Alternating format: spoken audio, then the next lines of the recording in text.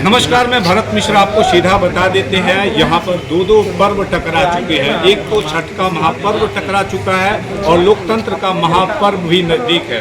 सीधे सीधे बात करेंगे। सुभाष सिंह कुशवाहा जी हैं और चुनावी रणनीति के कद्दावर सलाहकारों में से एक हैं और स्टार प्रचारक भी। जन स्वराज का दामन इन्होंने थामा भी है।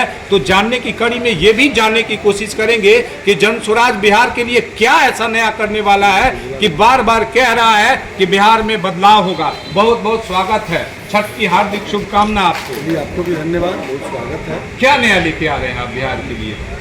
बिल्कुल, जो भी आने वाला चीज़ है निश्चित रूप से बिहार के लिए नया हो।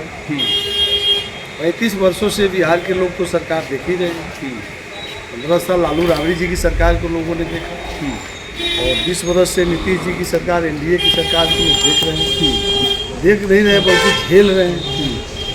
लालू के डर से नीतीश को लोग बनाया, नीतीश के डर से लालू को लोग वोट देता है। यही तो चल रहा है 35 वर्ष। सवाल ये है, लोकतंत्र के पहले का इतिहास विश्वविद्यालय के उस तमाम इतिहास को सजोता है। कहाँ गड़बड़ी आ गई थी और अब तक जन स्वराज कहाँ सोई थी? कहाँ नहीं सोई। पार्टी ही आपको 1 साल की पार्टी और 3 वर्ष पहले प्रशांत किशोर जी बिहार में पदयात्रा की। तो पदयात्रा किए जब बिहार को नज़दीक से जब उनको देखने का मौका मिला। देश में कई राज्य में सरकार बनवाए, रणनीतिकार हैं। तो बिहार में जब महागठबंधन के साथ उन्होंने काम किया तो उनको लगा कि बिहार में बहुत कुछ करने की जरूरत है।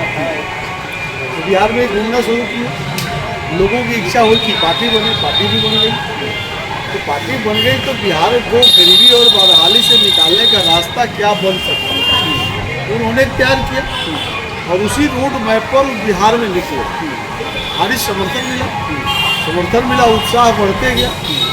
पिछले 2 अक्टूबर को जन स्वराज पार्टी की गठन हो गई।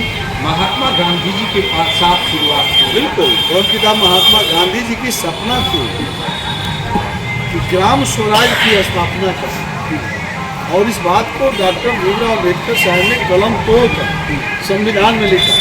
तो आप देखेंगे कि दोनों आदमी का चित्र लगाकर हम लोग संविधान लिखे और उन्हीं दोनों की विचारों को गाँव तक ले जाना, ग्राम स्वराज की स्थापना तक बातों को पहुँचाना। तो ग्राम स्वराज की स्थापना तब न करिए जब गांव का समस्या जानिए। तो बिहार के सभी पंचायतों की समस्याओं को पहले हम लोगों ने एकत्रित किया और तब पार्टी बना और तब हम उम्मीदवार दिए।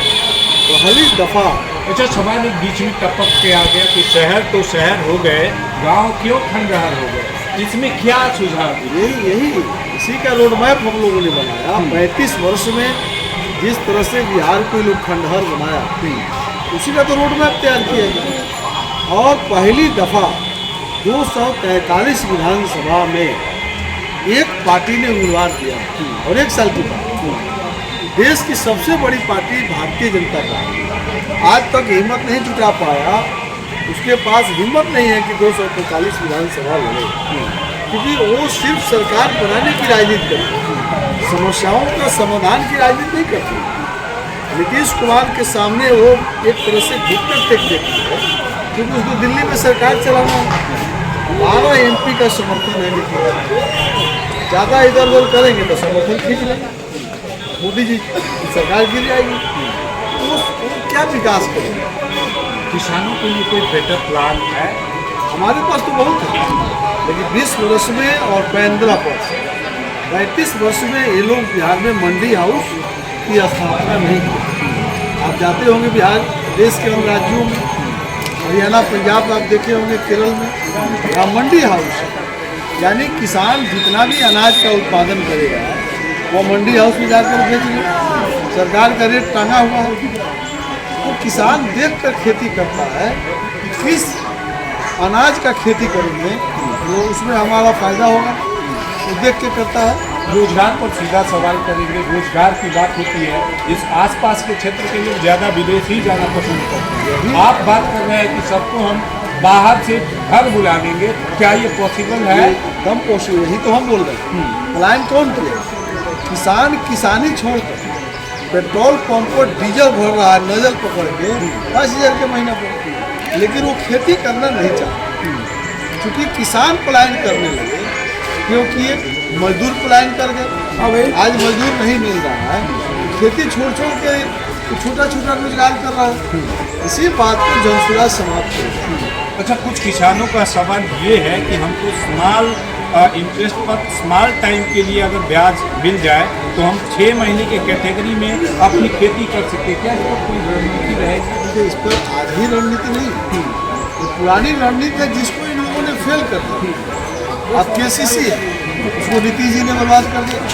किसानों को KCC, उसके साथ फसल बीमा होता था, फसल बीमा की व्यवस्था उन्होंने समाप्त कर दिया, मौसम आधारित बीमा कर दिया।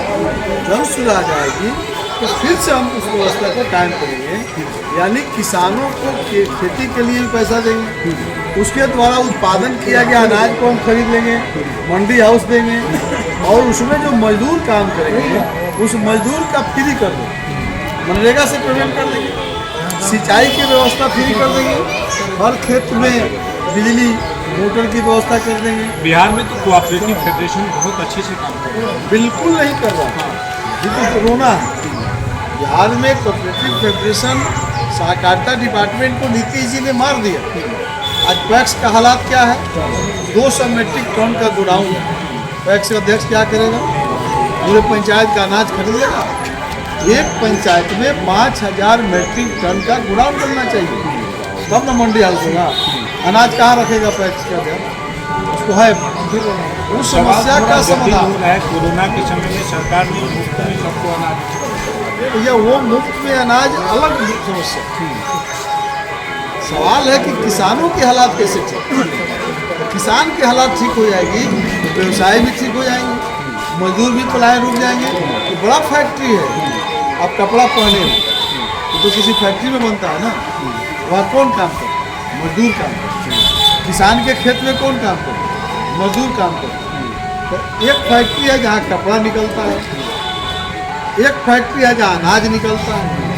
तो जहाँ से अनाज उत्पादन हो रहा है वो फैक्ट्री बंद हो रही है, उस फैक्ट्री को बंद करके लोग जाके पलायन कर रहे हैं। एजुकेशन की फैक्ट्री, 5 नंबर एजुकेशन तो एक बड़ी समस्या अलग है, उसके लिए अलग एक चीज़ से सरकार नहीं ना बनती है। चौतरफा डेवलपमेंट, यानी रोजी रोजगार की चिंता, अपने भविष्य बच्चों की चिंता, शिक्षा कैसे ठीक हो, पलायन कैसे रुके, किसानों के हालात कैसे ठीक हो, व्यवसायियों की हालात कैसे ठीक हो, तब सुंदर राज बने। अंतिम सवाल यही है, बिहार बदल रहा है, वो बदल रहा है, जनसुराज आ रही है, और जो जनता का सुंदर राज का हम लोगों ने कल्पना किया है और रोड मैप तैयार किया है, बिहार को गरीबी से निकालने का रास्ता, बिहार को बदहाली से निकालने का रास्ता, और बिहार में रोजी रोजगार कैसे मिले, इसका रास्ता जो जनसुराज प्रशांत किशोर ने बनाया है, उस पर पूरे बिहार चला है। आपका भोरे विधानसभा में भी प्रीति किन्नर जीत के जाएगी, ये मैं दर्जनों गांव घूम कर आ रहा हूँ, यह रुझान बता रहा है इस बार यहाँ से जनसुराज जाएगी। तो अंतिम में जाते जाते एक अंतिम सवाल रहेगा कि जनता से अपील क्या होने वाली है जनसुराज की? जनता के सीधा का सीधा मेरा अपील होगा, यहाँ खास करके भोरे और गोपालगंज जिले सहित पूरे बिहार वासियों का, इस बार जनसुराज एक विकल्प के रूप में आई है सामने।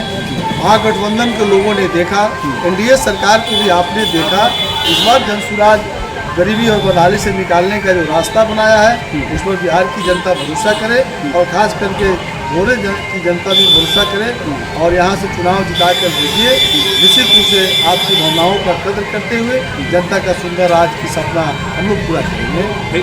फिलहाल जनता के भरोसे की बात है, भरोसा जुटता है या टूटता है ये आने वाले वक्त में जनता तय करेगी।